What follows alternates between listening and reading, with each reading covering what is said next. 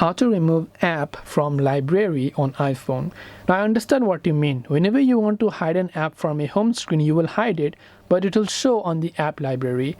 And let's say you want to hide or remove the app from app library, because app library is actually going to show you all of the apps no matter whatever you do, right? So even if you go to any of these sections, the only way that you can actually remove the app from your app library is to completely delete the app. Yes, it's as simple as that, because the only way that you can do that is to simply long press on a certain app, tap on the delete app button. You can just tap on the delete button right there, and then it will delete the particular application for you. Similarly, you can repeat it for all of the other applications that you would be able to find right over here.